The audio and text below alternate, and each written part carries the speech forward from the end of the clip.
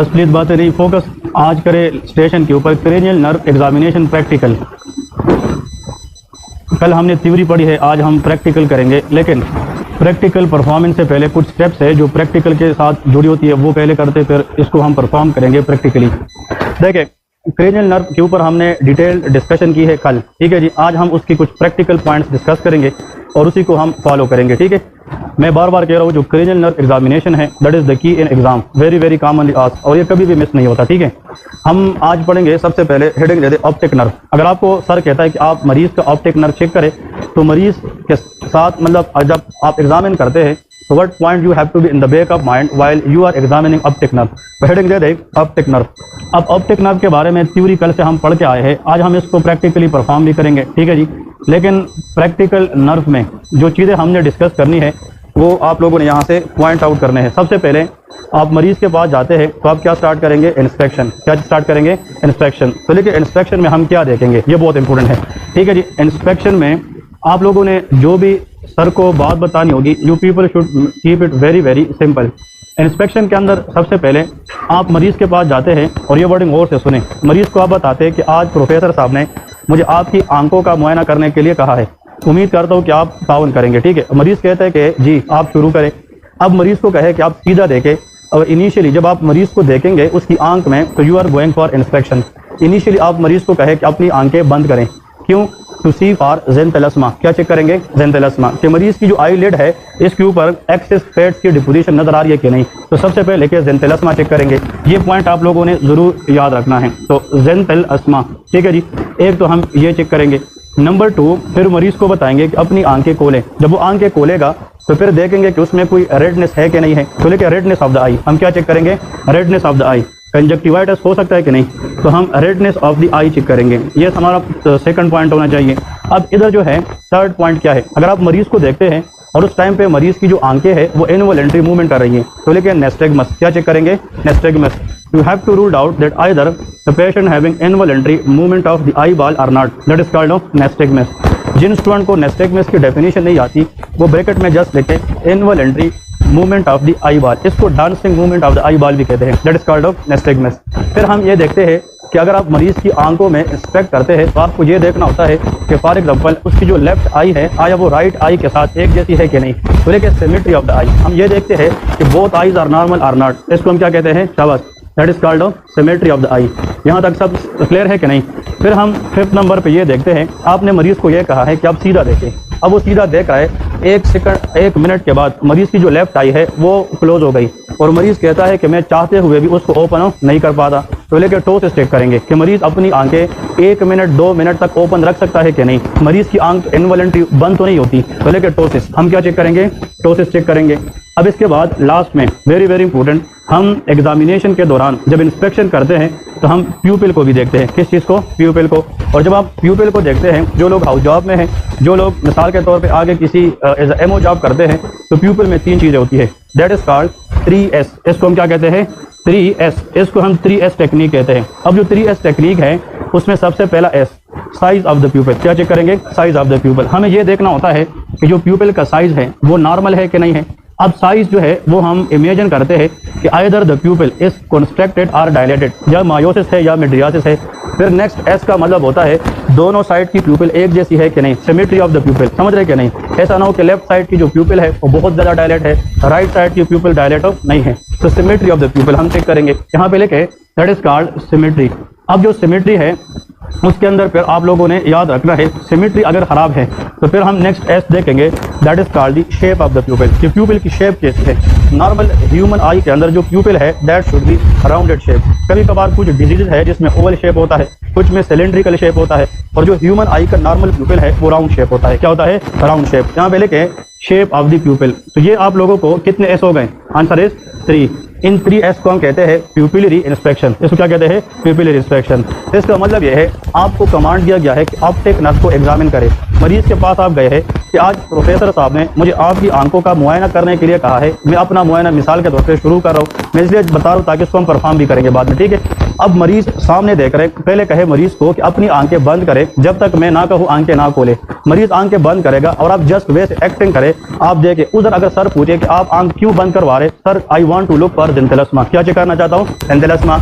अगर वो नहीं है फिर मरीज को कहे कि अपनी आंखें खोले। जब वो आंखें खोलेगा तो देखे कि कहीं पे इनवॉलंटरी मूवमेंट तो नहीं है, निस्टिग्मस तो नहीं है, प्यूपल साइज कोई एसिमेट्रिक तो नहीं है, या कहीं पे एक आंख या दूसरा आंख एबनॉर्मली टोसिस की तरफ तो नहीं जा रही। ये सारी की सारी चीजें हम आईज के अंदर इंस्पेक्शन पे देखते हैं। किस पे देखते हैं? इंस्पेक्शन। रेडनेस ऑफ द आई देखते हैं, या आई से एबनॉर्मल लैक्रिमेशन टीयर तो नहीं आ रही है, समझ रहे कि नहीं। These all things should be kept in the mind for which purpose? Inspection purpose.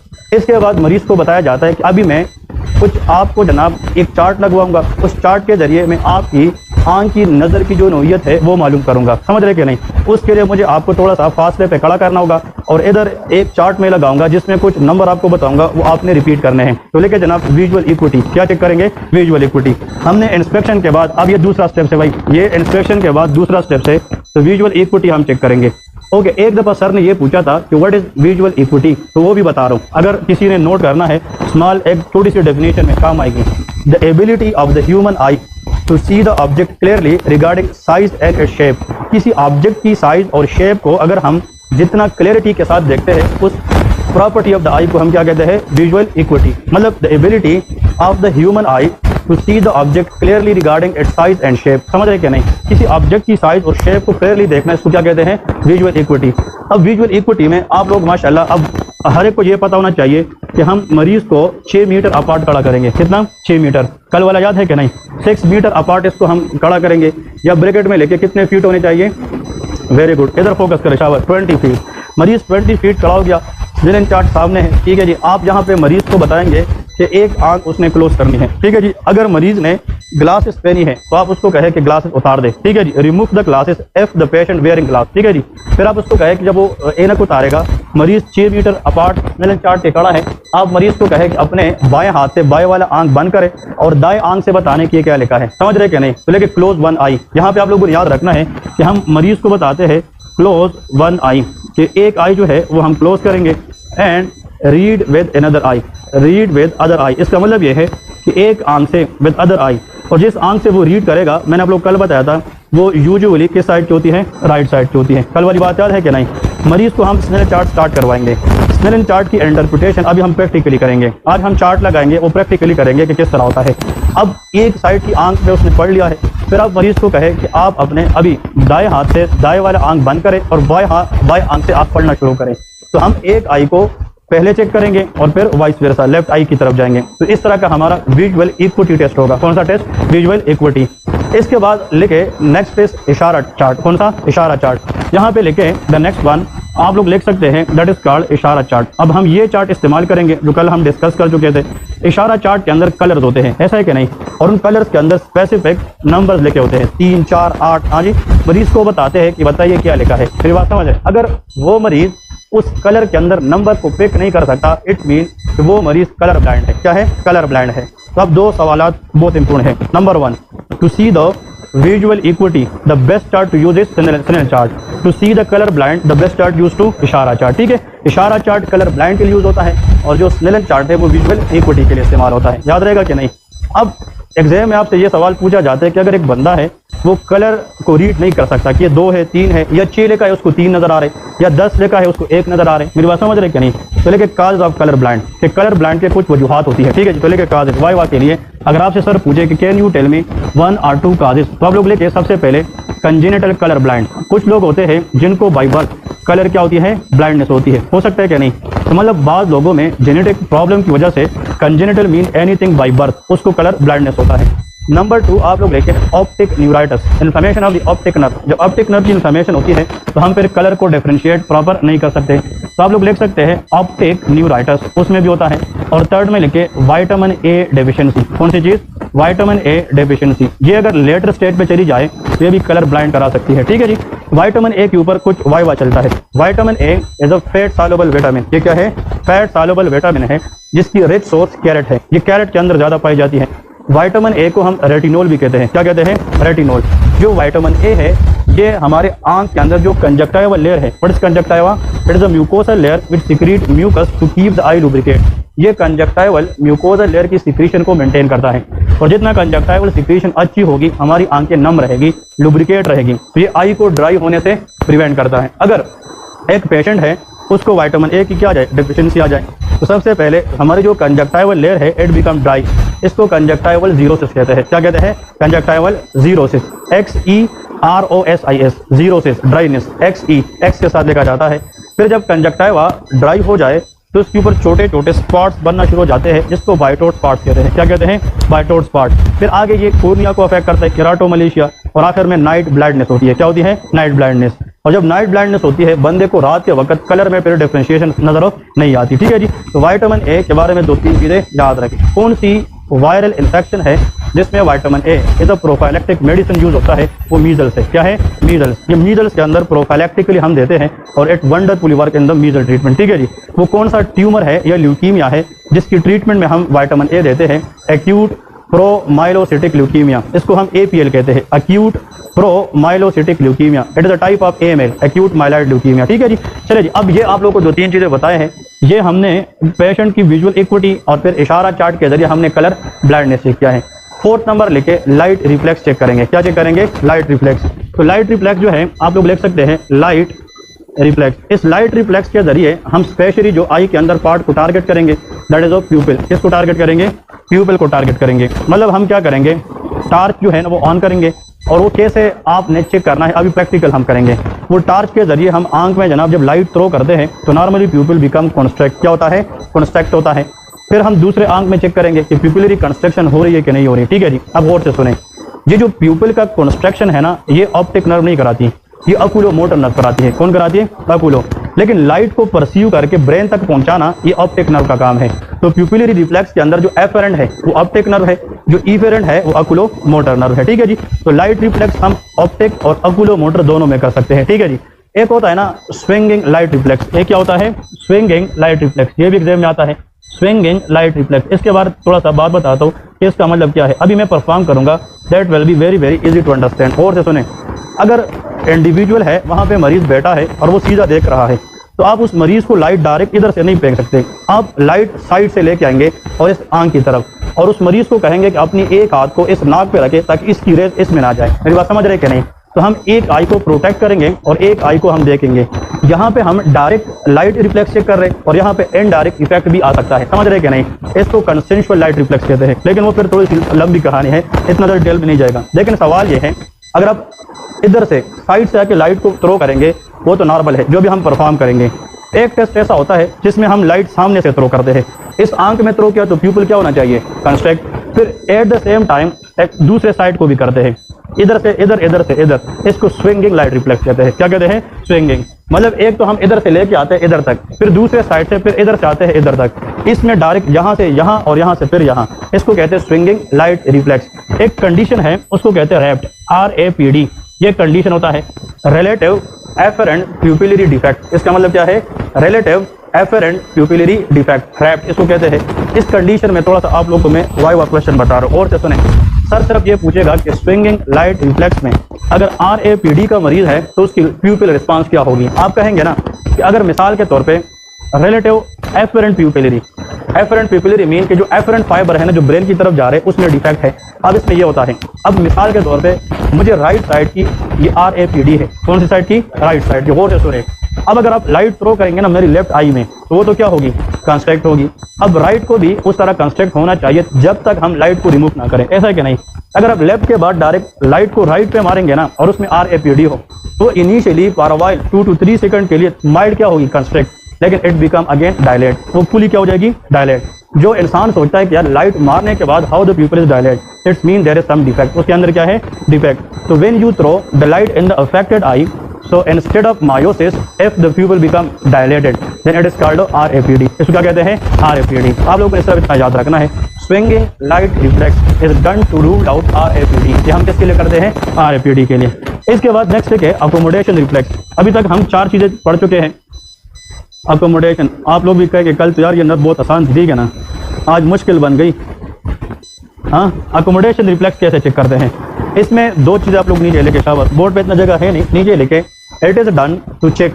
मैं बता रहा हूँ, जल्दी लिखे, एक सेंटेंस है, it is done to check pupil convergence. ये किसके लिए किया जाता है? Pupil convergence and constriction. ये जो अकोमोडेशन रिफ्लेक्स है ये हम प्यूपिल के लिए करते हैं, for convergence end of construction के लिए करते हैं। वो मैं बताऊंगा कैसे, वो अभी हम परफॉर्म करेंगे तो आप लोगों को पता चल जाएगा। ठीक है जी। अब कितनी चीज़ें हमने पढ़ी हैं? 5 चीज़ें। ऑप्टिक नर्व को एग्जामिन करने के लिए 5 चीज़ें पढ़ी। इधर फोकस करें शाबाश एवरीवन इन द क्लास। अगर किसी ने पास होना है ना 20/20 नंबर पे, उसको मैं ये बात बार बार बताऊंगा, इन 5 में से 3 चीज़ें फिंगर टिप्स पे आनी चाहिए। एक इंस्पेक्शन अच्छी करनी चाहिए, लाइट विजुअल इक्विटी और इशारा चार्ट, ये 3 बेसिक्स है। अगर इसके बाद सर कहना कि इधर आओ, वेरी गुड, और आपसे वैसे पूछे कि अगर मिसाल के तौर पे इसको हम मजीद प्रोसीड करते हैं तो इतना है कि और भी कुछ है, तो आप कहेंगे sir we can check also light reflex and accommodation reflex. ये आप लोगों की जो है वाइवा स्ट्रांग करती है। तो इसका मतलब ये है करने पे तो सारे हम करेंगे। अगर सर ने हमें यहाँ पे नहीं रोका, यहाँ पे नहीं रोका, तो हमने तो नीचे तक जाना है ना, खत्म तो करना है।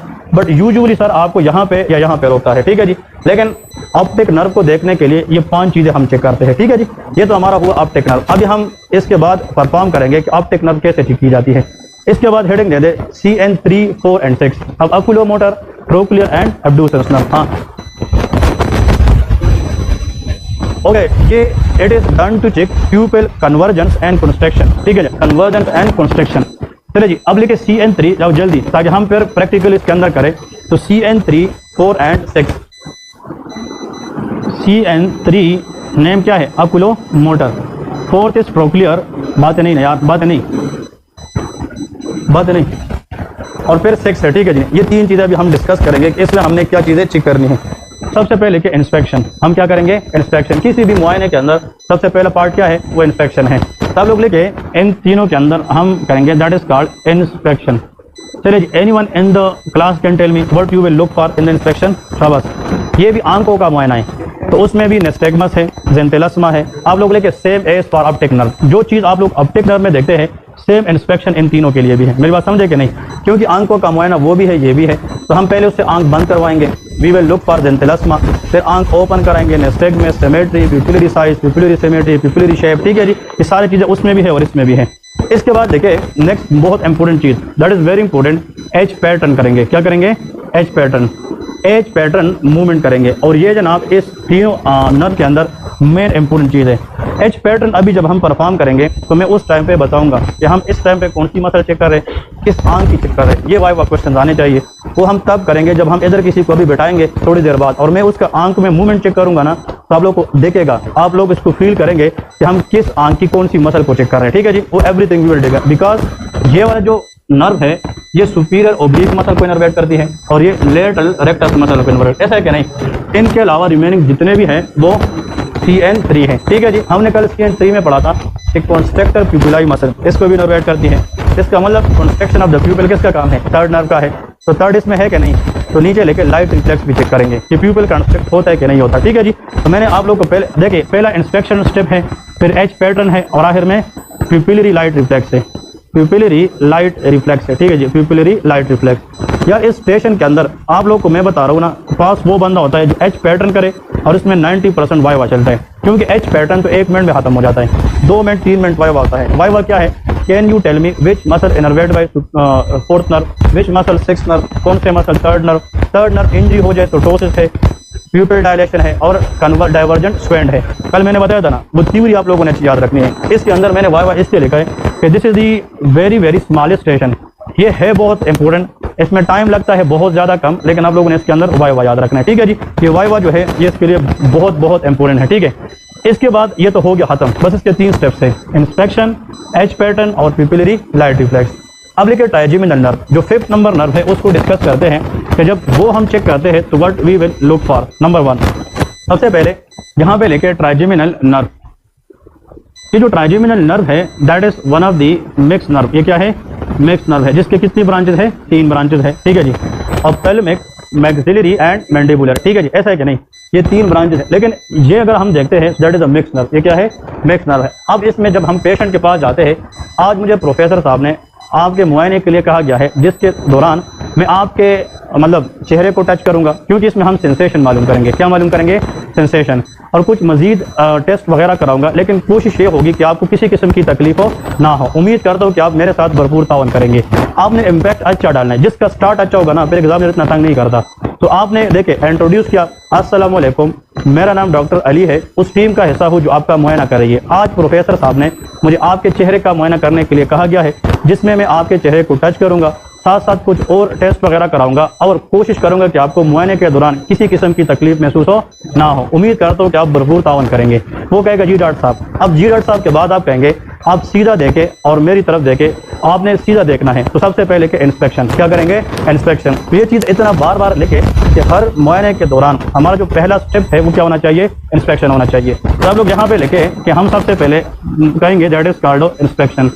इंस्पेक्शन में आप लोग ऐसा कर सकते हैं, मिसाल के तौर पे अगर यहाँ पे एक पेशेंट कहे ना, आप उसको कहे कि अपनी आंखें बंद करें तो अच्छी बात है।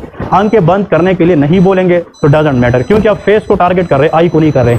लेकिन इंस्पेक्शन में सब कुछ आता है। अगर आप उसको आंख बंद करवाने के लिए कहेंगे तो गलत नहीं है, आप जेंटलस्मा चेक कर रहे हैं, ठीक है जी। नहीं करोगे तो कोई परवाह नहीं है, ठीक है। कभी कभार कुछ लोगों में इस आंखों के इर्द गिर्द यहाँ पे स्वेलिंग होती है, उनको पेरी ऑर्बिटल एडिमा कहते हैं। क्या कहते हैं, पेरी ऑर्बिटल, वो भी हो सकती है। It is a sign of renal failure. ये क्या होता है, रीनल फेलियर। मतलब कभी कभार ये वाला एरिया है ना, लोअर लेग, ये इस तरह पफी होता है, इसको मैक्स एडिमा कहते हैं, हाइपोथायराइड पेशेंट में होता है, ठीक है जी। ये मतलब मुख्तलिफ चीज़ें हैं, लेकिन आप लोग को मैंने कल एक ट्रिक बताया था, be keep it simple, simple रखे ताकि ऐसा चीज़ ना बताए फिर इसमें वाई चल जाए। क्लियर है कि नहीं। तो आप लोगों ने ये अब जो इंस्पेक्शन में हमने चीज़ें लिखी है ना, इसको रटना नहीं है। ये अगर एग्जामिनर पूछेगा ना कि आप क्या देखना चाह रहे हैं, तो आपने 2-3 चीज़ें बतानी है। अगर वो नहीं पूछे तो हमने तो आगे प्रोसीड करना है। मेरी बात समझ रहे हैं कि नहीं। ये just back of the mind में हमारे पास नॉलेज होना चाहिए कि ये चीज़ हम क्यों देख रहे हैं। क्लियर है। अब इसमें इंस्पेक्शन के दौरान सबसे पहले कि जो पेशेंट है उसकी फेस जो है उस पर कोई इरिटेबिलिटी तो नहीं है, टेंस तो नहीं है। तो लेके इरिटेबिलिटी हम ये देखते हैं क्या यह पेशेंट इरिटेबल है कि नहीं है। तो इरिटेबिलिटी, ठीक है, ये देखते हैं, दैट इज इरिटेबिलिटी। नंबर 2 आप उसका ये देख सकते हैं कि ऑन एग्जामिनेशन कि भाई कोई लीजन है कि नहीं। लीजन से मुराद पता होता है, कभी कभार फेस के ऊपर एक्नी वगैरह होती है, समझ रहे कि नहीं। कभी कभार फेस के ऊपर कोई पिंपल्स वगैरह होती है, ये सब इंस्पेक्शन में हम नोट करेंगे। फिर नेक्स्ट क्वेश्चन ये है कि फेस के अंदर देखे कि इसकी नाक टेढ़ी तो नहीं है, डीएनएस तो नहीं है, क्योंकि क्या पता ट्रोमाटाइज पेशेंट हो या रिसेंटली उसकी ट्रोमा हो। तो हम लेके नेजल डिफॉर्मिटी चेक करते हैं कि उसको कोई ट्रोमा वगैरह तो है कि नहीं है, that is called nasal deformity. लेकिन मैं फिर से कह रहा हूँ कि trigeminal nerve for the face is sensory. ये क्या है, सेंसरी है। अब हमने बस 2-3 देखे। मैं मरीज को कहता हूँ कि आप सीधा देखें, अब मेरी तरफ देखें। मैं मरीज को मिसाल के तौर पे फ्रंट से देख रहा हूँ, ठीक है। मैं थोड़ा सा एक्टिंग करूंगा ना, थोड़ा सा इस तरफ होऊंगा, फिर थोड़ा सा ऐसे होऊंगा, ताकि सर को पता चले कि यार ये इंस्पेक्ट फेस को कर रहे हैं। मेरी बात समझ रहे कि नहीं। फिर इसके बाद मरीज को कहेंगे कि अभी मैं कुछ टेस्ट परफॉर्म करूंगा और उम्मीद है कि आप उस दौरान भी तावर करेंगे। मरीज कहेगा हाँ ठीक है, और आप मरीज से पूछते रहे कि आपको कोई दर्द वगैरह या डिस्कम्फर्टनेस तो नहीं है। तो लेके जनाब सेंसेशन चेक करेंगे। अभी क्या चेक करेंगे, सेंसेशन। आपका सर ये वाला पार्ट चेक करेगा कि आपको ये चीज़ आती है क्या नहीं। तो सेंसेशन पार्ट की तरफ आएंगे। सेंसेशन पार्ट में 2 चीज़ें हम चेक करेंगे। सबसे पहले के लाइट टच। क्या चेक करेंगे, लाइट टच। कहाँ पे लेके सर आपसे ये पूछेगा कि what you will checking for. तो सबसे पहले नंबर पे क्या आएगा, आंसर इज लाइट टच। और एक होता है पिन प्रिक टच, इसको कहते हैं, that is called pin prick touch. Okay जी। अब थोड़ा सा मैं डिस्कस करता हूँ कि ये हम कैसे चेक करते हैं। लाइट टच के लिए जो बेस्ट चीज़ हम इस्तेमाल करते हैं वो रुई होती है। रुई नहीं होती, या मिसाल कोई बैंडेज टाइप चीज़ ले ले और इसको थोड़ा सा रोल करें, वो सॉफ्ट होता है कि हार्ड होता है, सॉफ्ट होता है। जितनी चीज़ सॉफ्ट होगी उतनी टच लाइट एंड फाइन होगी। समझ रहे कि नहीं, लाइट टच। आप पेशेंट को कैसे कहेंगे, अब ये चीज़ सुनने वाली है। मरीज को हमने कहना है कि अभी मैं आपके चेहरे के कुछ हिस्सों को टच करूंगा, और अगर आपको वो महसूस होता हो तो आपने मुझे यस कहना है। मुझे समझ रहे कि नहीं। अब मेरे पास मिसाल के तौर पे मरीज को पहले कहेंगे कि देखिए रुई है, समझ रहे कि नहीं, ये रुई है। अब मरीज देखता है और उसके हाथ के साथ टच करेंगे कि देखिए आपको फील होता है कि नहीं, वो कहते हैं हाँ। तो अब हम मरीज को कहेंगे कि अपने आंखें बंद करें। क्या करें, बंद करें, जब तक मैं ना कहूँ आंखें खोलनी नहीं है। और जब ये रुई आपके मुख्तलिफ जगहों पे मैं रखूंगा चेहरे के अंदर, and if you feel it you will say yes.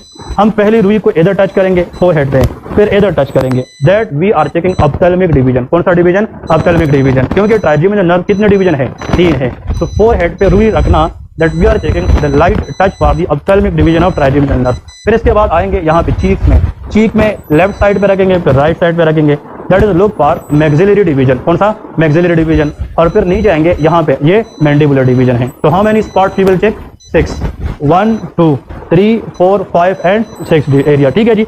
कुछ लोग क्या करते हैं, वो यहाँ पे रखते हैं, यहाँ पे और यहाँ पे, बात खत्म। नो, क्योंकि ट्राइजेमिनल नर्व 2 होती है, हम लेफ्ट की भी चेक करेंगे और राइट की भी चेक करेंगे। ये चीज़ गलत नहीं करना।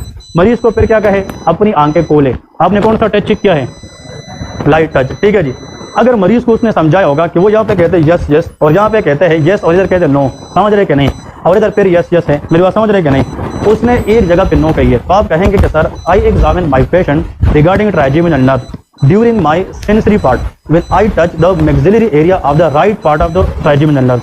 So maybe there is impairment in the maxillary division of the right trigeminal nerve. ठीक है जी, regarding their light touch. समझ रहे कि नहीं? तो आपने वो इंटरप्रेट करना है कि किस साइड की कौन सी ब्रांच में प्रॉब्लम है।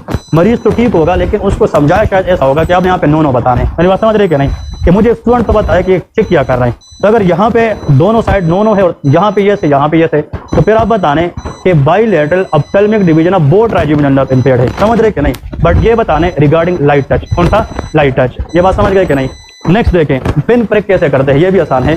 पिन प्रेक आप लोग कोई इस तरह नोकदार सी चीज लेते, शार्प चीज लेते, न्यूरोटेप होता है, या मिसाल उधर मतलब कुछ आपको बॉल पॉइंट भी देता है। मतलब मिसाल के तौर पे एक बॉल पॉइंट है जिसमें, हाँ ये जिस तरह मिसाल के तौर पे ये बॉल पॉइंट है। अब देख इसका ये जो है ये क्रूड साइड है, क्रूड, और ये शार्प है। समझ रहे क्या नहीं? पिन प्रेक जिसमें नोकदार सी चीज होती है। क्लियर है? पेशेंट को पहले फील कराए कि देखिए आपको चुभता है कि नहीं, इस तरह बताएंगे। मतलब पिंच करता है कि नहीं, वो कहते हैं हाँ, लेकिन ऐसा शार्प ना हो कि ट्रॉमेटाइज हो। समझ रहे कि नहीं? बहुत हल्का था, वो कहेगा ठीक है। फिर उसको दोबारा कहे कि अपनी आंखें बंद करे, और जो स्पॉट्स आपने लाइट टच में देखे थे वो उसमें भी देखे, पिन प्रेक में भी देखे, 6। तो टोटल कितने हो गए? 12। 6 parts for the light touch and 6 part for the pin prick touch. ठीक है जी। तो आपने फिर बताने कि पेशेंट के, या अगर पेशेंट दो सब जगहों पे कहते हैं यस यस यस, तो my patient both trigeminal nerve regarding light touch and pin prick are intact. इसका मतलब वो ठीक है, वो इंटैक्ट है। अगर उसमें पॉइंट या लाइट टच या पिन प्रेक का इशू है, फिर आपने इंटरप्रेट करना है। ठीक है जी। ये आप लोगों ने इस तरह आंसर करना है। ये क्लियर हो गया कि नहीं? That is called sensory function of trigeminal nerve. आप यहाँ पे एक बात कर सकते हैं, मरीज को ये बता सकते हैं कि जैसे कि आप कोई चीज पीते हैं या खाते हैं, तो आपको उसका ठंड या गर्म महसूस होता है कि नहीं, क्योंकि जो एंटीरियर 2/3 है उसका जनरल सेंसेशन भी किसके पास है? Trigeminal nerve. याद है कि नहीं? तो आप ये भी अगर पूछेंगे ना, it will create positive effect, क्योंकि ये भी सेंसरी है। तो आप ये नीचे लिख सकते हैं कि आप जब कोई चीज खाते हैं या पीते हैं, तो उसका गर्म या ठंडा आपको महसूस होता है कि नहीं, तो आपने ये बताना है। ये भी ट्राइजेमिनल नर्व हम चेक करें जनरल सेंसेशन के लिए। ठीक है जी, आसान है। एक सेंटेंस आप लिख सकते हैं कि आप कोई चीज जब खाते हैं या पीते हैं, तो उसका गर्म या ठंडा आप महसूस करते हैं कि नहीं। ये आप लोग पूछ सकते हैं, because anterior 2/3 of the tongue की जो जनरल सेंसेशन है वो किसके पास है? Trigeminal nerve. और ट्राइजेमिनल नर्व की जो ब्रांच है मैंडिबुलर के पास है। ठीक है। अब इसके बाद आते हैं मोटर फंक्शन। इसका क्या चेक करेंगे? मोटर चीजें गेट कर रहे हो सब क्या नहीं? हाँ, गेट कर रहे हो क्या नहीं? सारे, किसी को कंफ्यूजन तो नहीं है ना? कहीं पे कोई चीज़ कंफ्यूज है, नहीं समझ आती, बताया करें। But I think I make it very very simple and easy. इससे ईजी और नहीं है, तो कोशिश करता हूँ कि बार बार एक चीज़ बताओ ताकि सब उसको याद करें। आप जब कोई चीज़ खाते हैं या पीते हैं, तो उसका गर्म और ठंडा आप महसूस करते हैं कि नहीं? That is called general sensation. ठीक है जी। अब आते हैं मोटर। और से सुने, इसमें जो एग्जामिनर पूछता है ना, नीचे लेके मसल्स ऑफ मैस्टिकेशन। क्या चेक करेंगे? Muscles of mastication. कल हमने बोला था कि जो मसल्स ऑफ मैस्टिकेशन है वो हम किस में चेक करते हैं? Trigeminal nerve. ट्राइजेमिनल नर्व के अंदर muscles of mastication is very very important one. ठीक है जी। अब जो मसल्स ऑफ मैस्टिकेशन है वो कल मैंने बताया था 4 होते हैं। कितने? 4। अब सारे सुने, मुझे सुने, मैं बता रहा हूँ। एक है टेम्पोरेलस। कौन सा? टेम्पोरेलस। एक मेसिटर मसल है और 2 टेरिगॉइड मसल है, मीडियल एंड लेटरल टेरिगॉइड। इसमें कोई कंफ्यूजन तो नहीं है ना? अब गौर से सुने, लेकिन अब बंद करें and just look it here for a while कि हम ये कैसे चेक करते हैं। अभी हम परफॉर्म भी करेंगे। कैसा करते हैं? हम मरीज को कहते हैं कि आपको कहीं फेस वगैरह में दर्द तो नहीं है, क्योंकि आप मरीज को कहे कि अभी मैं अपने हाथों से आपकी चेहरे को टच करके कुछ मुआयना करूंगा। When you palpate the patient on your hand, you will ask any pain, कि if there is any pain then you will stop it. अगर मरीज कहे कि मुझे दर्द हो रहा है, ठीक है जी, तो आप मरीज को कहे कि आपकी दर्द की नोयत कितनी है। अगर मरीज की दर्द की नोयत जो है वो 5 से कम है, 10 में से 2 है, 3 है, आप कहेंगे कि बिल्कुल मैं समझ सकता हूँ, लेकिन ये मुआयना आपके लिए इंतहाई ज़रूरी है। कोशिश करूंगा कि आपको दर्द कम से कम हो जाए। मुआयने के बाद आपको मेडिसिन दूंगा जिससे आपका दर्द पूरी तौर पे खत्म हो जाएगा। ऐसा ना हो कि मुझे दर्द है और तुम कहो कि सर इसको पेन है, मुआयना खत्म। समझ रहे कि नहीं? आपने कंटिन्यू करना है, उसको ऐसा बावर कराना है कि वो मुआयना भी करे और वो आपसे सेटिस्फाइड भी हो जाए। मेरी बात समझ रहे कि नहीं? अब आप मरीज को क्या कहेंगे? देखें, मरीज के दोनों साइड पे इस इंडेक्स फिंगर से या दोनों फिंगर से ये जगह अगर आप लोग पकड़ेंगे ना अपना भी, और कोई चीज चबाए ना, कोई चीज बंदा कहे तो इधर मूवमेंट आता है। अगर मरीज को हम कहे कि कोई चीज चबाए and if there is a movement, this is temporalis muscle. कौन सा मसल है? टेम्पोरेलस है। इसका टेम्पोरेलस मसल इंटैक्ट है। समझ रहे कि नहीं? फिर ऐसा करते हैं, नीचे आए, ये जो ईयर लोब है ना, इसके सामने जगह इधर हाथ रखे, कोई चीज चबाए तो मूवमेंट आएगी। ये हमारे पास मेसिटर मसल है। कौन सा है? मेसिटर मसल है। मेरी बात समझ रहे कि नहीं? फिर हम मरीज को कहते हैं कि अपनी मतलब यह है कि माउथ को क्लोज करे और मैं आपकी चिन के नीचे एक फिंगर रखूंगा। गौर से सुने, मरीज को कहे कि अपनी मुंह खोले और हम उसको खोलने नहीं देंगे। मेरी बात समझ रहे कि नहीं? अगर हम इधर इस तरह फिंगर रखे, and if you want to open the eye but we can't want to open, you will feel resistance और नॉट? नहीं, you will feel resistance or not. एक बंदा है, आप उसके चिन के नीचे उंगली रखे, तुम ऊपर दबा रहे, वो नीचे दबा रहे, तो आपको फोर्स फील होगा कि नहीं? इसका मतलब यह है कि ये लेटरल टेरिगाइड मसल है। कौन सा है? लेटरल। अगर आप चिन के नीचे हाथ रखे and if you ask the patient to open the eye but आपको कोई फोर्स नहीं आ रहा, तो उसका लेटरल टेरिगाइड मसल वीकनेस है। समझ रहे कि नहीं? नेक्स्ट क्वेश्चन, मरीज को कहते हैं कि माउथ को ओपन करें। जब वो माउथ ओपन करेगा तो ये फिंगर इधर रखे, इधर उसने माउथ ओपन किया, आप नीचे खींचे और मरीज माउथ को बंद करने की कोशिश करेगा। And if you feel the pressure that will B medial pterygoid muscle. वो कौन सा है? Medial pterygoid muscle. कुछ चीजें समझ आ रही है कि नहीं? और से सुने, which muscle this is? Very good. और ये अब यहाँ पे, और ये बस ये 4 मसल है, ठीक है। अगर आप इसको प्रॉपर तरीके से करेंगे ना, you will be pass. That is the muscles of mastication that is innervated and controlled by the trigeminal nerve. और ट्राइजेमिनल नर्व की specially 3rd branch, mandibular branch, इनको कंट्रोल करती है, ठीक है जी। ये भी आप लोगों ने याद रखना है। एक जा जर्क भी होता है, लेकिन वो प्रैक्टिकली ओस्की में कराते नहीं है, ठीक है। तो ये मसल्स ऑफ मास्टिकेशन आपने पूछे तो देखे, inspection, sensation and muscles of mastication, that is what all about the trigeminal. इसके बाद देखिए फेशियल नर्व। अभी हम डिस्कस करते हैं जो फेशियल नर्व है उसमें कौन कौन सी चीजें हमें देखनी होती हैं। फेशियल नर्व, फेशियल नर्व, इसके बारे में आप लोगों को मैं बार बार इस पे जोर दूंगा कि facial nerve for me is a very very important and ask multiple time. Bills policy बहुत कॉमन होती है, तो फेशियल नर्व एग्जामिनेशन भी कॉमन जाती है। सबसे पहले तो लेके इंस्पेक्शन। आप इंस्पेक्शन में क्या देखेंगे? Facial nerve.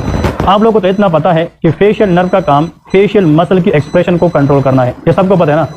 हाँ जी। अब फेशियल नर्व की जो इंस्पेक्शन है ना, उसमें कुछ चीज़ें स्पेसिफिक है। ट्राइजेमिनल नर्व का काम फेस के साथ क्या है? सेंसेशन है, और इसका काम मसल मूवमेंट है। तो हमें इंस्पेक्शन अच्छी से याद रखनी है किस नर्व के अंदर? Facial nerve. तो जब आप मरीज को देखते हैं, पहले देखें कि इसका लेफ्ट और राइट फेस एक जैसा कि नहीं, तो लेके सिमेट्री ऑफ द फेस। क्या चेक करेंगे? सिमेट्री। जब बिल्स पॉलिसी होती है तो फेस टेढ़ा हो जाता है कि नहीं? यहाँ पे लेके यस, एक साइड ऊपर होता है, एक नीचे होता है। तो पहले तो लेके सिमेट्री ऑफ द फेस, ये आप लोगों ने चेक करना है। That is called symmetry of the face. Number 2, आप लोग ये चेक कर सकते हैं symmetry of angle of mouth. ये जो एंगल ऑफ माउथ है ना, ये टेढ़ा तो नहीं है। ये जो अपर लिप लोअर लिप जहाँ पे मिलते हैं ना, एंगल ऑफ माउथ, ये सीध में होना चाहिए, मतलब इसमें टेढ़ापन नहीं होना चाहिए। तो symmetry of angle of mouth, ये हम चेक करेंगे, angle of mouth, that is also. फिर नेक्स्ट यहाँ पे लेके एक्सप्रेशन ऑफ दी फेस, मतलब बंदे से देख के पता चलता है कि इसकी जो फेस है उसकी एक्सप्रेशन है कि नहीं है, ठीक है जी। अब एक्सप्रेशन लेस फेस अगर आ जाए, अगर किसी का फेशियल नर्व कंप्लीटली ब्लॉक है, गान है, तो एक्सप्रेशन कंप्लीटली खत्म। इसको पोकर फेस कहते हैं, POOKER, poker face, POOKER। Poker face का मतलब एक्सप्रेशन लेस फेस होता है, ठीक है जी। तो हमें एक्सप्रेशन को देखने होते हैं कि भाई जो एक्सप्रेशन है पेशेंट की, वो हमारे पास ठीक है कि नहीं। नेक्स्ट आप लोग एक और चीज़ नोट कर सकते हैं कि पेशेंट जो बैठा है, आप उसके माथे को देख रहे हैं तो उस पर फोल्डिंग है कि नहीं है। ये जो फोरहेड के ऊपर रिंकल्स बनते हैं ना, ये भी फेशियल नर्व करती है, ठीक है जी। यहाँ पे लेके फोरहेड रिंकल्स, तो आप लोग लिख सकते हैं फोरहेड रिंकल। अब ये सारे के सारे एग्जामिनर को बताने वाली चीज़ें नहीं है, ये हम इंस्पेक्शन में खुद के साथ सोच रहे होते हैं कि मतलब ये हमने ये चीज़ें देखनी है। इसके बाद अब आते हैं मेन पार्ट की तरफ, लिखे steps for assessment of facial nerve. कि फेशियल नर्व को जब आप असेस करते हैं तो उसके स्टेप्स कौन कौन से होते हैं। देखिए अब यहाँ पे हम डिस्कस करेंगे स्टेप्स फॉर असेसमेंट। अब हम वो स्टेप्स पढ़ेंगे जिसमें हम फेशियल नर्व को क्या करेंगे? असेस करेंगे। वो कौन कौन सी हैं मैं आप लोग को बताऊंगा और फिर परफॉर्म करेंगे। That will be very very easy to understand, ठीक है जी। देखिए पेशेंट को पहले आप ऐसा करें ना, जो लोग ये 4-5 मिनट का लेक्चर सुनेगा, फेशियल नर्व उसका 90% क्लियर हो जाएगा, ठीक है। पेशेंट को सबसे पहले ये कहे कि अपने माथे के ऊपर रिंकल्स बनाए, फोल्डिंग बनाए, इस तरह बंदा, या अगर आप ये नहीं बता सकते ना, मरीज को कहे सीधा देके अपने सर को हिलाए बगैर छत की तरफ फोकस करे। तो जब वो सर नहीं हिलाएगा और छत की तरफ देखेगा तो उसकी फोल्डिंग बनेगी। समझ रहे कि नहीं? तो लेके फोरहेड रिंकल्स पहले बनाने होते हैं, इधर से स्टार्ट करेंगे, ठीक है जी। मतलब कुछ लोगों में ये फ्रंटल बोसिंग होती है तो माइनर सी बनती है, कुछ लोगों में प्रोमिनेंट बनती है, स्पेशली वहाँ पे जो बंदा बैठाया होता है वो ओल्डर एज का होता है, तो ओल्डर एज के अंदर रिंकल्स ज़्यादा प्रोमिनेंट हो जाते हैं। यहाँ पे लेके फोरहेड रिंकल्स, ठीक है जी, फोरहेड रिंकल्स, ये पहला स्टेप्स होना चाहिए, ठीक है जी, फोरहेड रिंकल। अब यहाँ पे एक बात इंपॉर्टेंट है, आप लोगों को मैं बता रहा हूँ। अगर एक पेशेंट है ना, आप उसको कहते हैं कि माथे पे आप रिंकल्स बनाए, अगर वो इस तरह करता है और नहीं बनता तो आप उधर फिर स्टक ना हो कि जब तक मैं रिंकल नहीं देखूँ तो मैं आगे नहीं जाऊँगा। हाँ जी, कुछ लोग इस तरह कहते हैं ना कि यार एग्जाम में कहेंगे कि रिंकल नहीं, आपका स्टेप काम है, बस होना ना होना बात की बात है, आप स्टेप परफॉर्म करें। आप अपने माथे पे फोल्डिंग बनाएं। अगर एक बंदा है उसकी बॉडी टेक्सचर ऐसी है, स्किन टेक्सचर ऐसी है कि उसके रिंकल नजर नहीं आ रहे, बट ये जो आई ब्रो है ना ऊपर वाले, उसको मूव करता है, इसका मतलब कि उसका फेशियल नर्व ठीक है। समझ रहे कि नहीं? आई मूवमेंट साथ जरूर होती है। तो एक तो ये है। फिर नेक्स्ट देखें, जोर से अपनी आंखें क्लोज करें, क्योंकि आंखें क्लोज करना फेशियल नर्व का काम है और आंखें ओपन करना थर्ड नर्व का काम है। हमने पढ़ा था ना कि थर्ड नर्व अगर डैमेज हो जाए तो टोसिस होगी कि नहीं, उसमें बंदा आंख को खोल नहीं सकता। अगर एक बंदा आंख क्लोज नहीं कर सकता तो इसका मतलब वो फेशियल नर्व डैमेज है। तो जोर से अपनी आंखें बंद करे, close the I with force. जितना वो जोर से आंखें क्लोज कर सकेगा उतना ही उसके अंदर जो आर्बिकुलरिस अकुलाई मसल है वो स्ट्रांग है। Close the I with force, कि जोर से फोर्स के साथ आई क्लोज करे। ये लेके इसमें जो मसल इन्वॉल्व होता है दैट इज कॉल्ड आर्बिकुलरिस अकुलाई। अकुलाई का मतलब क्या है? दैट इज कॉल्ड दी आई। आई के अंदर एक मसल है आर्बिकुलरिस अकुलाई, ये इनर्वेट कौन करता है? फेशियल नर्व, ठीक है जी। और ये आई को क्लोज करने में हेल्प करता है। अब ऐसा करते हैं, मरीज को हम बताते हैं कि अपनी मुंह में हवा भरे इस तरह, ठीक है। अब इसका एक ट्रिक है, अब मैं मुंह में हवा भरे। अब इसमें आप लोगों ने क्या करना है, इसे हम एक चीज चेक करते हैं। अगर होठ से मैं एग्जामिन करता हूँ, मैं मुंह में हवा भरता हूँ, देखे तो हम जेंटल टेप करेंगे अपनी फिंगर से दोनों।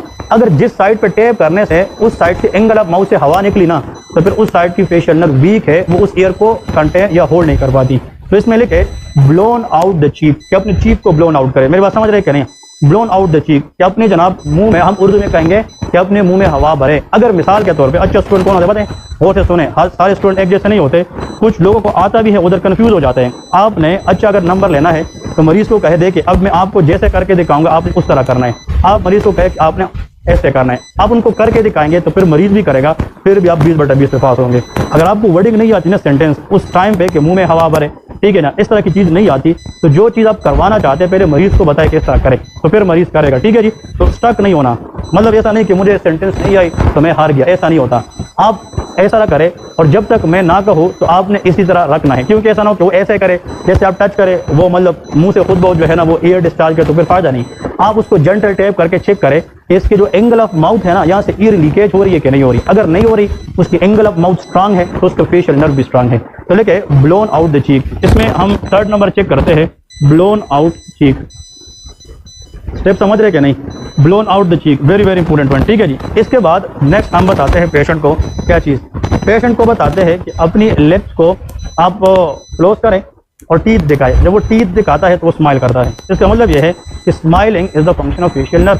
या तो उसको कहे कि आप हंस के दिखाए, या उसको कहे कि अपनी दांत दिखाए, तो वो दांत दिखाएगा तो उसकी फेशियल एक्सप्रेशन चेंज हो जाती है। तो लेके जनाब स्माइलिंग, स्माइलिंग के लिए बताते हैं पेशेंट को कि वो स्माइल करे, और उस तरीके से आप देखेंगे कि उसकी फेशियल एक्सप्रेशन में चेंज आ रही है कि नहीं आ रही है। समझ रहे क्या नहीं?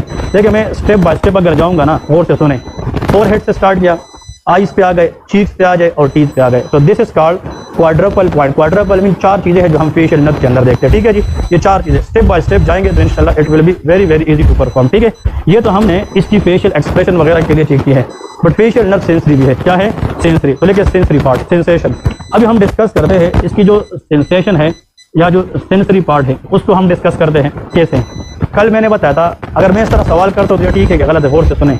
आप जब कोई मीठी चीज़ खाते हैं, क्योंकि फेशियल नर्व जनरल है कि स्पेशल, तो आप जब कोई मीठी चीज़ खाते हैं, जैसा कि कभी मिठाई लेते हैं या कभी चीनी वगैरह खाते हैं, तो आप उसका मीठापन महसूस करते हैं कि नहीं? अगर वो कहते हैं ठीक है तो उसका स्पेशल सेंसेशन इंटैक्ट है। समझ रहे क्या नहीं? तो आप लोग यहाँ पे लेके कि आप लोग स्पेशल सेंसेशन का पूछ, उर्दू का सेंटेंस अगर किसी ने लिखना है मैं बता रहा हूँ, लेकिन आप जब कोई मीठी चीज़, आप लोग ये लिखिए उर्दू वाला, आप जब कोई मीठी चीज़ जैसा कि चीनी या मिठाई खाते हैं तो आपको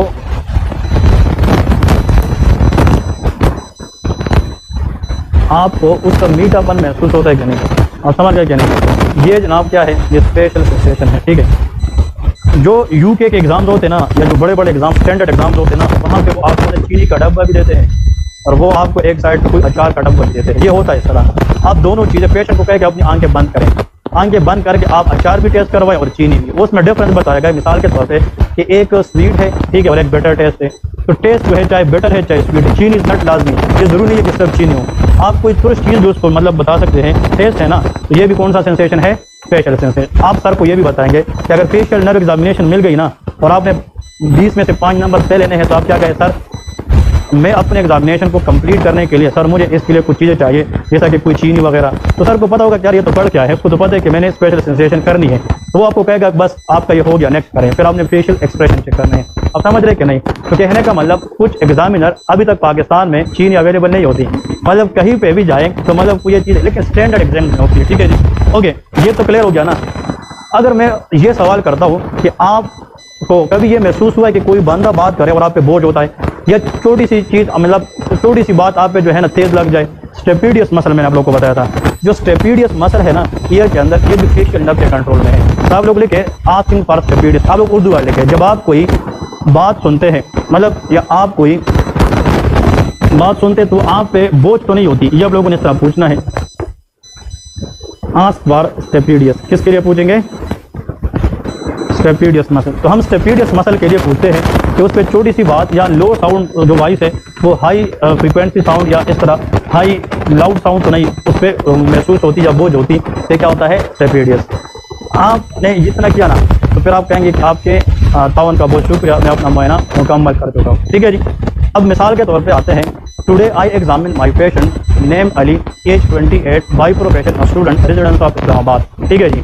for facial nerve examination on my inspection both sides of the face are symmetrical, there is no angle of mouth, asymmetry of angle of mouth, no ptosis, nose and thalassa was noted, and on my palpation there was all facial muscle was intact, regarding smile, regarding ocular activity, everything is normal, and my skin examination is also normal. So this is my today 7th nerve normal examination। बस इस तरह आप लोगों ने बताना है। अगर उस पेशेंट में कुछ नजर आए ना, मैं फिर से कह रहा हूँ NRE2 में रियल पेशेंट कभी नहीं होता, वो आप लोगों को जस्ट टेस्ट करता है कि कल को अगर ये अस्पताल में जाए तो किसी के साथ बात कर भी सकेगा कि नहीं कर सकेगा। ठीक है जी। तो ये चीज़ आप लोगों ने, बहुत सारे स्टूडेंट इधर भी बैठे होंगे, ये चीज़ें उनको आती है लेकिन वो दूसरों के सामने बता नहीं सकता, तो ये चीज़ खत्म करने के लिए ना NRE स्टेप 2 होता है। समझ गए कि नहीं?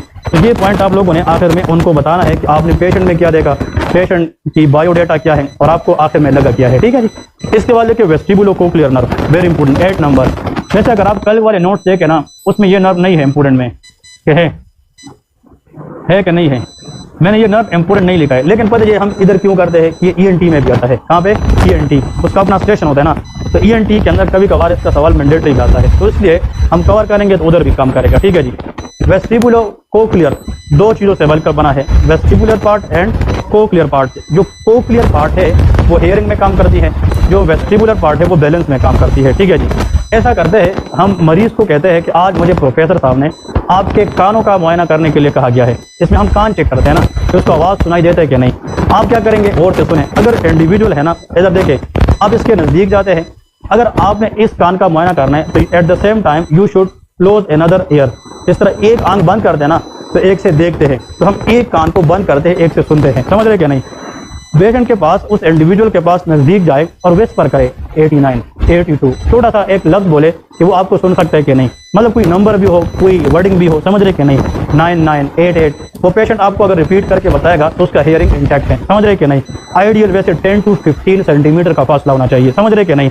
लेकिन ये इतना मैटर नहीं करता। आप मिसाल के तौर पे ये इंडिविजुअल है ना, और मैं इसका ये वाला जो ईयर है ना, इसका हियरिंग चेक करता हूँ, तो मेरा जो ये वाला हाथ है ना, ये इसकी इस कान पे जाना चाहिए। अब ये कान क्या हो गया? बंद, और मैं इसके सामने आ गया इस तरह 88, तो ये मुझे फिर 88 बोलेगा। फिर दूसरे के लिए मैं उस साइड पे जाऊंगा, ये बंद करूंगा तो उधर से फिर मैं मुआयना करूंगा। मेरी बात समझ रहे कि नहीं? गलती क्या है कि आप पेशेंट के पास जाके कहते कि जो मैं बताऊं आपने बताने के मैं क्या कह रहा हूँ, आप ठीक कर रहे, but if you don't close one year you will B fail. समझ रहे कि नहीं? क्योंकि हमें नहीं पता होता कि इसको हेयरिंग ग्लास किस साइड की है। तो लेके जनाब क्लोज वन ईयर, एक ईयर को हमने क्लोज करना है। यहाँ पे ये इंतहाई अहम है, close one year and whisper some word and ask the patient to repeat। वो पे क्या करेगा? repeat with the help of, ये जरूर है, another ear। ऐसा कि नहीं? जो अदर ईयर है ना, इसके जरिए वो रिपीट करेगा एंड वाइस वर्सा। फिर इस तरह हम दूसरा करेंगे वाइस वर्सा। प्लीज़ ये बात गौर से सुने, ऑप्टिक नर्व और वेस्टिबुलोकोक्लियर में ज़रूरी है। ठीक है जी। ये हम हियरिंग के लिए करते हैं। अब इसमें दो चीज़ें हैं, ये मैं ENT में डिटेल में इस पर आधा घंटा में बढ़ाऊंगा, कंडक्टिव हियरिंग लॉस क्या है, सेंसिटिव क्या है। ठीक है जी। अभी हम जैसे को सिंपल रखते हैं। फिर इसके बाद लिखे ask the patient to stand up. ये OSCE के अंदर अभी 2023 में ऐड हुआ है ये वाला पॉइंट, ये पहले नहीं था। Ask the patient to stand up. आप मरीज को कहते हैं कि भाई आप खड़े हो जाए। ठीक है जी। और मरीज को कहते हैं कि सीधा रह के, मरीज को पहले बताया कि देखे मैं कुछ करके दिखा तो आपने उस तरह करना है। आप आंखें बंद करेंगे और ये जो हाथ है ना इसको मूव करें और अपने पाँव को भी मूव करेंगे। इसका मतलब आप कुछ चीज़ देख नहीं रहे और आप मूव भी कर रहे, but in spite of that you are maintaining the balance. समझ रहे कि नहीं? ये बात समझ रहे कि नहीं? प्रोप्रियोसेप्शन का नाम सुने कि नहीं? इसका मतलब ये है कि अगर आप मरीज को कहते हैं कि भाई सीधा देखे, आंखें बंद रखे और जब तक मैं ना कहूँ आंखें नहीं खोलनी, ताकि उसको कोई चीज़ स्टिमुलस नजर ना आए और उसको हाथ पैर मूव करने के लिए कहे, अगर वो ना गिरे और वो एक ही जगह पे रहे तो उसका वेस्टिबुलर पार्ट ठीक है। ये बैलेंस के लिए करते हैं। किसके लिए? बैलेंस के लिए। पहला किसके लिए क्या है? कोक्लियर पार्ट, हियरिंग के लिए है। दूसरा किसके लिए है? वेस्टिबुलर पार्ट, बैलेंस के लिए करते हैं। ये बात समझ गए कि नहीं? ये बहुत इंपॉर्टेंट है। एंड क्लोज द आई, देखें, close the eye and move the limbs, limb में upper limb and lower limb, and check balance. हम क्या चेक करना चाहते हैं? बैलेंस चेक करना चाहते हैं, विच इज़ वेरी इंपॉर्टेंट। यहाँ पे क्वेश्चन है कि वो कौन सी ट्यूमर है इस नर्व से निकलती है? Acoustic neuroma. तो क्या कहते हैं? Acoustic neuroma. और इस नर्व के कितने हिस्से हैं? तो vestibular part, cochlear part. 90% vestibular acoustic neuroma ये वेस्टिबुलर पार्ट से आता है। कहाँ से आता है? वेस्टिबुलर। तो उस ट्यूमर में ज़्यादातर मसला हियरिंग का है कि बैलेंस का, इसलिए पेशेंट को वर्टिगो होती है, सर का चक्कर आता है, टिनाइटस होता है। ठीक है, ये अकास्टिक न्यूरोमा के अंदर होता है। ठीक है जी, चलिए जी, ये तो आप लोगों को समझ आ गई। और आखिर में वेरी इंपॉर्टेंट एक और चीज़ भी चेक करते हैं। ये स्टेशन मैंने ये 3rd नंबर बात के लिए इसलिए लिखी है, ये 2-3 दफ़ा आया है और स्टूडेंट बहुत ज़्यादा कंफ्यूज होकर फिर कहते हैं कि सर ये चीज़ें तो हमें नहीं आ रही थी, पता नहीं कि ये उन लोगों ने क्या पूछा है। That is called tuning fork test. कौन से? Tuning fork. ठीक है, ट्यूनिंग फोर्क टेस्ट जो है ना, ये जिसको आने चाहिए ना, जिसको आज आएंगे ना, वो यकीन करे आदि जो है ना एनआरई स्टेप 2 में पास है, क्योंकि tuning fork test is the key to pass in fail. Very very important. तो हमें इसको, ये ट्यूनिंग फोर्क टेस्ट आप लोगों को एक को आना चाहिए। जिसको नहीं आतेगा, जिसको मसला होगा मुझसे पूछे, बट जो बंदा इस एकेडमी से जाएगा ना कुछ दिनों के बाद, तो ये टेस्ट सबको आना चाहिए। समझ रहे कि नहीं? यार ये टेस्ट मैंने किसी दिन सीखा था और मुझे वही याद है। तो ट्यूनिंग फोर्क हम आराम से बहुत आसान तरीके से परफॉर्म करेंगे और बहुत आसान ईजी तरीके से इंशाल्लाह ट्रिक्स बताऊंगा कैसे याद करना है। ठीक है, ट्यूनिंग फोर्क टेस्ट में 2 होते हैं। एक का नाम रेनी टेस्ट है, आप लोग नाम तो सुने ना? Very good. एक को हम कहते हैं रेनी टेस्ट और एक वेबर टेस्ट होता है। कौन सा टेस्ट होता है? Weber test. Rinne test and Weber test होता है। That is very very important one. अब जो रेनी टेस्ट है और वेबर टेस्ट है, इसको हम कैसे परफॉर्म करते हैं, क्या तरीका है, तो हम प्रैक्टिकली ट्यूनिंग फोर्क से करेंगे। लेकिन थोड़ा सा मैं क्लू देता हूँ, वो से सुने। एक्चुअली जो ट्यूनिंग फोर्क होता है, इसके 2 जाज होते हैं, फ्रॉन्ग्स, समझ रहे कि नहीं, और एक हैंडल होता है जहाँ से हम पकड़ते हैं। आप क्या करते हैं कि you hit the tuning fork Fronx with a hard object, ऐसा है कि नहीं? हार्ड ऑब्जेक्ट के साथ इसको स्ट्राइक करते हैं तो उसकी फ्रॉन्ग्स वाइब्रेट करना शुरू कर देते, तो उसका एक आवाज़ होता है कि नहीं? हाँ, साउंड होता है कि नहीं? ओके जी, हमने क्लास 9 में सिंपल पेंडुलम ये चीज़ें पढ़े थे ना फिजिक्स वगैरह में, ये उसके अंदर भी काम आती है। ठीक है, अब देखिए इसकी फ्रीक्वेंसी मैटर कर दी है। किसी पे 12 हर्ट्ज होता है, कोई 256 हर्ट्ज होता है। ठीक है जी, अब गौर से सुने, मैंने ट्यूनिंग फोर्क की फ्रॉन्ग्स को स्ट्राइक किए और इसका क्या है? हैंडल है। You strike the Fronx but you will put the handle on mustard process. ये कौन सा प्रोसेस है? Mustard process. पेशेंट को बताएंगे कि आपको आवाज़ सुनाई दे रही है कि नहीं, वो कहते हैं हाँ। पेशेंट को बताएंगे जब आपको आवाज़ सुनाई देना बंद हो जाए तो बताना। एक वक्त आएगा वो कहते हैं डॉक्टर साहब मजीद अब मैं नहीं सुन रहा। अब गलती ये करते लोग, इसको रिमूव करके फिर स्ट्राइक करते हैं, ये गलत है। आपने सेम ट्यूनिंग फोर्क जहाँ पे उसको मजीद आवाज़ सुनाई नहीं दे रही, उसी ट्यूनिंग फोर्क के फ्रॉन्ग्स को इस कान के नज़दीक लाना है। अब समझ रहे कि नहीं? अब आप उस कान के साथ टच भी करेंगे ना तो वाइब्रेशन खत्म हो जाएगी कि नहीं? कोई फायदा नहीं है। इसके नज़दीक इस तरह पकड़ना है और फिर वो कहेगा मुझे दोबारा आवाज़ सुनाई दे रहा है। समझ रहे कि नहीं? ये ट्रिक है। अब गौर से सुने, ये क्या है? फ्रॉन्ग्स है कि हैंडल है? फ्रॉन्ग्स है। और ये क्या है? हैंडल है और ये फ्रॉन्ग्स है। समझ रहे कि नहीं? अब फिर बाद में हम मरीज से पूछेंगे कि कौन सी आवाज़ आपको ज़्यादा सुनाई दे रही थी। मेरी बात समझ रहे कि नहीं? तो नॉर्मली जो साउंड वेव्स होती है ना, वो ईयर के अंदर ज़्यादा जाती है एज कम्पेयर टू बोन। तो year conduction normally bone conduction से ज़्यादा होती है। इसको रेनी टेस्ट पॉजिटिव कहते हैं। समझ गए कि नहीं? अब मैं इसकी तरफ आऊँगा, हम परफॉर्म करेंगे, लेकिन रेनी टेस्ट में year conduction and bone conduction देखते हैं। फिर ऐसा करते हैं, ये फ्रॉन्ग्स है, इसको हम स्ट्राइक करते हैं और इसका हैंडल हम इस वर्टेक्स पे रखते हैं, मिड लाइन पे। मरीज कहते हैं कि मुझे यहाँ की जो वाइब्रेशन की साउंड है दोनों साइड पे एक जैसी साउंड सुनने को मिल रही है। इसको कहते हैं वेबर टेस्ट। कौन सा? Weber test. ये नॉर्मल है। अगर एक साइड पे ज्यादा है इसको कहते हैं लेटरलाइजेशन। कौन सा? लेटरलाइजेशन। हम कहते हैं the sound is lateralize to the left side. समझे कि नहीं? Lateralize to the left side का मतलब उस साइड पे बंदे को ज्यादा आवाज सुनाई दे रहा है। ठीक है जी। अब ENT का स्टेशन पता है किस तरह होता है? ये पेज है ना, अब ये पेज आपको पकड़ाते हैं सर, ये पेज ले ले और इस पे पढ़िए, केस लेकर डायग्नोज बताए। उसमें लिखा होगा 25-year-old patient presented to the clinic with hearing loss followed by 2 months ago the patient having impacted wax। समझ रहे कि नहीं? Last time he do syringing and later he developed vertigo tinnitus। Now the patient presented back again with hearing loss and done Rennie test and Weber test। Rinne test is this, Weber test is this. According to the Rinne and Weber test what is your diagnosis? समझ रहे कि नहीं? तो अगर आपने उसका diagnose बताया है ना कंडक्टिव हियरिंग लॉस, फिर नीचे लिखा होता है 10 नंबर का name 5 cause of conductive hearing loss. समझ रहे कि नहीं? या name 5 cause of sensory neural hearing loss. तो वो भी बहुत आसान है, बच्चों वाला गेम है। देखिए आसान किस तरह है, एक्सटर्नल ईयर और मिडल ईयर, एक्सटर्नल और कौन सा, मिडल ईयर। इसमें जो भी पैथोलॉजी आएगी ना, जो भी, ये पूरी जिंदगी याद करें, ये ईएनटी में हमने बहुत काम किया और बहुत काम आए हैं। एक्सटर्नल ईयर और मिडल ईयर में जो भी मसला आएगा ना, उसकी वजह से अगर हियरिंग लॉस है तो वो कंडक्टिव है। क्या है? कंडक्टिव है। What is otitis externa? Inflammation of external ear. Swimmer year का नाम सुना है क्या? नहीं। External ear. Tympanic membrane perforation, external ear. What is otitis media? Middle ear. Acute suppurative otitis media, chronic suppurative otitis, जिसमें external और media covered आते सारे कंडक्टिव हियरिंग लॉस है। ये सारे क्या है? कंडक्टिव हियरिंग लॉस है। ये जो वेस्टिबुलो कोक्लियर नर्व है, ये कहाँ से स्टार्ट होती है? इनर ईयर से, और ये ऊपर ब्रेन की तरफ जाती है। अब गौर से सुने, आवाज सुनना मोटर है कि सेंसेशन है? आवाज सुनना सेंसेशन। तो देखिए सेंसरी फंक्शन है ना, और अगर वो सेंसरी मसला नर्व की डैमेज की वजह से आए हो, किसकी वजह से? नर्व। तो सेंसरी प्रॉब्लम किसकी वजह से?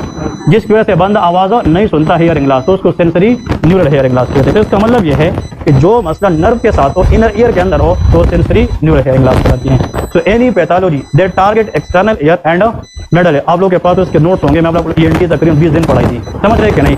एक्सटर्नल ईयर और मिडल ईयर, इन दोनों के अंदर मसले को कंडक्टिव हियरिंग लॉस कहते हैं, इनर ईयर के मसले को सेंसरी न्यूरल हियरिंग लॉस कहते हैं। उधर आपको कंफ्यूज करने के लिए कहते हैं कि यार इस मरीज का ईयर ड्रम भी रप्चर है, टिम्पैनिक मेम्ब्रेन, और इसको अकास्टिक न्यूरोमा भी है। तो इसको एक्सटर्नल ईयर का मसला है, तो कौन सा हियरिंग लॉस है? कंडक्टिव। और इधर अकास्टिक न्यूरोमा है तो सेंसरी, इसको मिक्स हियरिंग लॉस कहते हैं। अगर कंडक्टिव और सेंसरी न्यूरल दोनों आ जाए तो उसका नाम मिक्स हियरिंग लॉस होता है। ठीक है जी, इस तरह याद रखें। अब ये जो रेनी टेस्ट और वेबर टेस्ट है ना, ये हमें किसी डायग्नोसिस की ऑथेंटिक इन्फॉर्मेशन नहीं देती, ये फॉल्स पॉजिटिव रिजल्ट भी दे सकती है। जो टेस्ट हमें किसी हियरिंग लॉस के बारे में नहीं बता सके, तो उसके लिए हम फिर आर्डियोग्राम कहते हैं। क्या करते हैं? आर्डियोग्राम, कोक्लियोग्राम, आर्डियोग्राम, ये फिर अदर टेस्टिंग होती है। ठीक है जी, तो चलिए ये हम परफॉर्म करेंगे। ये रेनी टेस्ट क्या है एंड वेबर टेस्ट, इसकी इंटरप्रिटेशन पढ़ेंगे कि रेनी टेस्ट पॉजिटिव है, वेबर टेस्ट नेगेटिव है, तो किस साइड की हियरिंग लॉस है, और कंडक्टिव है कि सेंसरी न्यूरल है, वो हम डिस्कस करेंगे। मीनियर डिजीज का नाम सुना है क्या? नहीं, ये शायद एग्जाम में भी था। मीनियर डिजीज ये क्या होता है? नहीं, ये है क्या चीज? शाबाश। हाँ, vestibular. Next, anyone can try? हाँ, what is endolymph? What is the function of endolymph? Okay, she is almost है। देखिए इनर ईयर के अंदर कुछ खास किस्म की फ्लूइड होती है जो डेली बेस पे बनती है और डेली बेस पे ड्रेन होती है, निकलती है। ये नेचर का निज़ाम है कि कोई चीज़ प्रोड्यूस हो रही है तो रिड्यूस भी हो रही है। समझ रहे क्या? नहीं।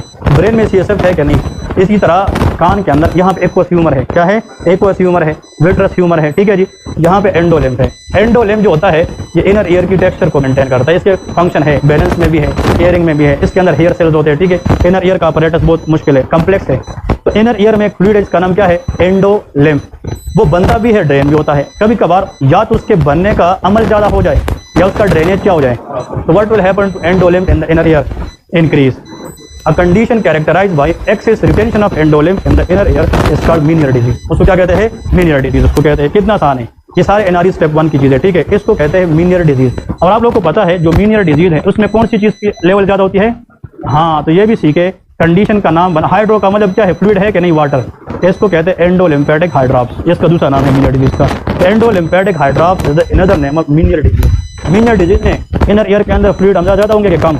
ज़्यादा। इंसान को ना अपने कान के अंदर भारीपन महसूस होता है, that heaviness of the air, कि मुझे यार कान में महसूस होता है कि कोई भारीपन, क्योंकि फ्लूइड ज़्यादा है। समझ गए क्या? नहीं।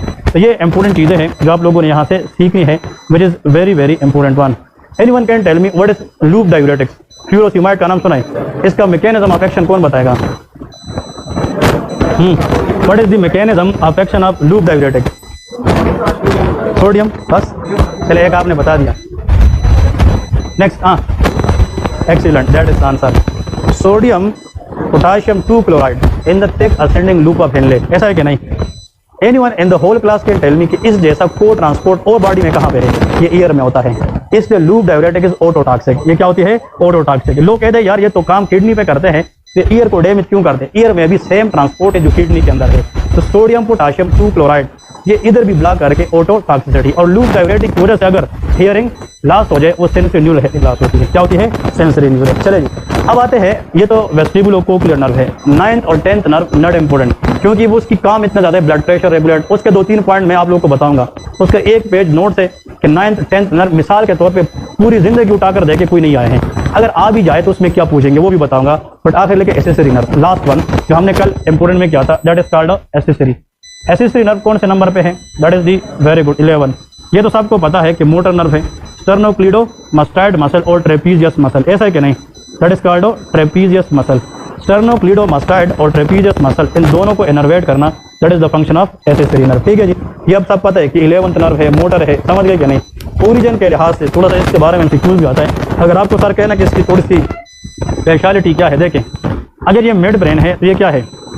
बोन, ये मेडुला, और ये वेरी गुड स्पाइनल कॉर्ड। इधर गौर से देखें, एक नर्व है, एक नर्व जिसकी एक पार्ट कहाँ से स्टार्ट होती है? मेडुला, और ये बाहर आती है, और एक पार्ट कहाँ से स्टार्ट होती है? और ऊपर इस तरह यहाँ पे फोरामेन मैग्नम है, क्या है? उधर से पास होके फिर बाहर आती है, और ये दोनों क्या हो जाती है? इस तरह इकट्ठी हो जाती है। अब ये दोनों मर्ज नहीं होती, मर्ज का मतलब एक दूसरे के अंदर नहीं जाती, but they form a thick bundle, मतलब इकट्ठी हो जाती है, नजदीक आ जाती है, लेकिन दोनों आपस में मर्ज नहीं होती। ये वाली नर्व कहाँ से? ये तो इसको कहते हैं क्रेनियल पार्ट। कौन सा पार्ट? Cranial part. और ये कहाँ से है? तो इसको स्पाइनल पार्ट कहते हैं। क्या? Spinal part. लेकिन इन दोनों को कलेक्टिवली हम क्या कहेंगे? एक नर्व कहेंगे। बात समझ रहे कि नहीं? ऐसी नर्व जिसके कितने फाइबर हो? 2, एक क्रेनियल हो और एक हो स्पाइनल, उसको हम एक्सेसरी नर्व कहते हैं। ये जो एक्सेसरी नर्व है ये 2 चीजों से मिलकर बनी होती है, एक क्रेनियल पार्ट से और एक स्पाइनल पार्ट से। अब सवाल ये है, हमने क्या कहा कि इसने कितने मसल को इनर्वेट करना है? आवाजा 2, स्टर्नोक्लीडोमास्टाइड और ट्रेपीजियस, ये 2 है ना, इन दोनों को। अब सवाल क्या बनता है कि सर इन दोनों में से कौन जाएगा या दोनों जाएंगे? ये भी तो क्वेश्चन है ना। और इसमें एनाटॉमी में बड़ा बड़ा लिखा है कि इन दोनों को इनर्वेट करना, that is only the function of spinal part of accessory nerve. ये कौन करता है? Spinal part. जो इसका पार्ट कहाँ से आया था? क्रेनियल से, वो आगे जाके वेगस नर्व के अंदर मर्ज हो जाती है। इसका मतलब यह है the cranial part of accessory nerve is not functionally important, क्योंकि that merge with vagus nerve, but spinal part is very important, वो स्टर्नोक्लीडोमास्टाइड और ट्रेपीजियस को इनर्वेट करती है। ठीक है जी, ये इसके 2 पॉइंट है जो आप लोगों को यहाँ से पता होना चाहिए। अब इधर गौर से सुने, ये कौन सा बोन है? ये चेस्ट वाला स्टर्नम है, इसके साथ यहाँ पे क्लेविकल है, ठीक है जी, और ये मास्टाइड है। क्या है? मास्टाइड है। अब गौर से सुने, ऐसा मसल जो किसके साथ अटैच है? स्टर्नम, फिर वही मसल किसके साथ अटैच है? तो स्टर्नोक्लीडो, और फिर कहाँ तक गया है? तो उसका नाम स्टर्नोक्लीडोमास्टाइड मसल है। समझ रहे कि नहीं? ये वाला, ठीक है ना। ये जो नेक का बड़ा मसल है ना, इसकी ओरिजिन यहाँ से इस तरफ दी चाहिए, ये स्टर्नोक्लीडोमास्टाइड मसल है। अब और से सुने, मैं देख सामने रहा हूँ, अपनी बॉडी को चेंज किए बगैर हम लेफ्ट और राइट देख सकते हैं कि नहीं? देख सकते हैं, क्योंकि स्टर्नोक्लीडोमास्टाइड मसल है। अब इधर देख, एग्जामिनर क्या करता है, ये मेरा राइट है, क्या है? राइट है, और ये लेफ्ट है। एग्जामिनर इधर खड़ा है ना लेफ्ट पे, वो अपनी लेफ्ट हाथ इधर रखता है और मुझे कहते हैं कि उस तरफ देखो, और वो मुझे उधर देखने नहीं दे रहा। तो जब मैं उधर देखूंगा तो उसको रेजिस्टेंस फील होगा कि नहीं? तो वो मेरा इस साइड की स्टर्नोक्लीडोमास्टाइड को चेक कर रहे हैं। समझ रहे कि नहीं? फिर हम इस तरफ आते हैं, इस हाथ से ये वाला जगह पकड़ते और पेशेंट को कहते हैं कि उधर देखो। जब वो देखने की कोशिश करे यानी फील रेजिस्टेंट, तो हम इधर स्टर्नोक्लीडोमास्टाइड को चेक कर रहे हैं। ठीक है जी, ये भी हम परफॉर्म करेंगे। फिर हम मरीज को कहते हैं कि अपनी शोल्डर को थोड़ा सा ऐसे करे, और इस पर हम जोर लगाते हैं, और पेशेंट जनाब ऊपर की तरफ जो है ना पुश करता है। तो हम किस मसल को देख रहे हैं? ट्रेपीजियस को देख रहे हैं। और जो ट्रेपीजियस मसल है ना, ये अब हाथ को 180 डिग्री तक ले जाने में हेल्प करती है। कितना? देखें, ये जो हाथ है ना इस तरह, ये एडक्टेड है। क्या है? एडक्टेड है। मिला है ना? एडक्टेड है। ये 15 डिग्री है। क्या है? That is supraspinatus muscle. कौन सा? सुप्रास्पाइनेटस। फिर ये कितना डिग्री है? 90। कितना है? That is deltoid muscle. कौन सा? डेल्टाइड। और ये 180 है, ये ट्रेपीजियस मसल है। समझ रहे कि नहीं? और 180 के ऊपर बंदा कॉम्बिंग करता है, ठीक है ना। तो अगर एक्सेसरी मसल गया ना तो बंदा कॉम्बिंग नहीं कर सकेगा। समझ रहे कि नहीं? बहुत आसान है। इसका मतलब यह है कि sternocleidomastoid muscle, trapezius muscle are innervated by the spinal part of accessory nerve. इस तरह आप लोग बता सकता है। और ये प्योरली मोटर नर्व है। क्या है? मोटर नर्व है। मैंने कहा 9th और 10th नर्व के 2-3 पॉइंट भी सीखे। वो कैसे होता है? आता नहीं है, लेकिन जब आते हैं ना तो जिस तरह 3rd, 4th, 6th नर्व इकट्ठी आती है ना, इस तरह 9, 10 भी आता है। कल इसके साथ आप लोग एग्री है कि कल हमने कहा था कि all muscles of the pharynx innervated by vagus nerve except stylopharyngeus. तो 9th नर्व है ना। हम मरीज से पूछेंगे कि आपको खाना खाते हुए कोई दिक्कत महसूस तो नहीं होता, क्योंकि फेरेंजियल मसल इज द की फॉर स्वॉलोइंग। समझ रहे कि नहीं? हम डिस्फेजिया पूछते हैं। फिर हम मरीज का टंग डिप्रेशन लेते हैं और मरीज को कहते हैं कि आ, जब वो आ करे तो यूवुला देखते हैं। यूवुला मिड में रखना ये वेगस नर्व का काम है। अगर यूवुला किस साइड पे शिफ्ट है, लेफ्ट, तो राइट वेगस का डैमेज है, और अगर वो उस साइड पे डैमेज है राइट, तो लेफ्ट वेगस का डैमेज है। 4 चीजें पूछनी है, वो एक पेज का काम है, आज ग्रुप में वो एक पेज आप लोगों को मिल जाएगा कि वेगस और ग्लासोफेरेंजियल में क्या पूछते हैं। मेरी बात समझ रहे कि नहीं? अगर एक पेशेंट को आप कहे कि अपनी जबान निकाले, टंग बाहर निकालें, that is called tongue protrusion. क्या है? टंग प्रोट्रूजन। अपने जबान को लेफ्ट राइट मूव करें, ये हम हाइपोग्लोसल नर्व चेक करें। कौन सी? हाइपोग्लोसल। बस, लेकिन वो आती नहीं क्योंकि वो बहुत आसान है।